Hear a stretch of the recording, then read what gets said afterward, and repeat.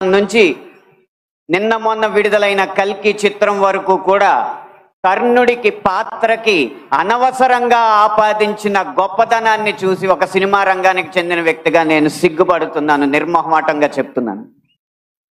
అది కూడా ఈ కృష్ణా జిల్లా గడ్డ మీదే నిలబడి చెప్తున్నాను. అప్పటి చిత్ర దర్శకులు, ఇప్పటి చిత్ర నిర్మాతలు ఇదే జిల్లా వారికి చెందిన వారైనా సరే పొరపాటు అని మనం చెప్పకపోతే ఈ హైందవ ధర్మంలో పుట్టినట్టు కాదు, ఈ హైందవ ధర్మాన్ని ఆచరించినట్టు కాదు, హిందువుగా ప్రకటించుకోవడం వ్యర్థం అని చెప్పి ఘంటాపదంగా తెలియజేస్తున్నాను.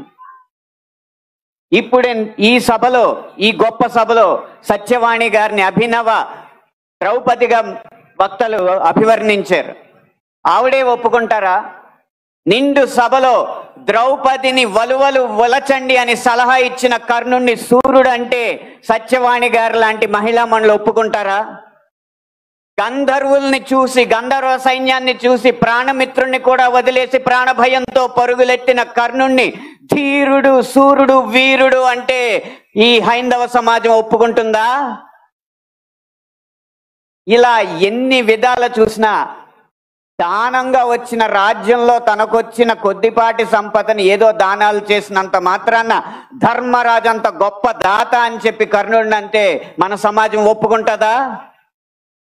నిన్న మొన్న వచ్చిన కల్కి సినిమాలో అగ్నిదేవుడు ఇచ్చిన ధనస్సును పట్టిన అర్జునుడి కంటే సూర్యుడు ఇచ్చిన ధనస్సు పట్టిన కర్ణుడు వీరుడు అని చెప్తుంటే యుద్ధంలో నెగ్గేది ధనుస్సా ధర్మమా అని ప్రశ్నించకుండా మనం ఊరుకుంటామా?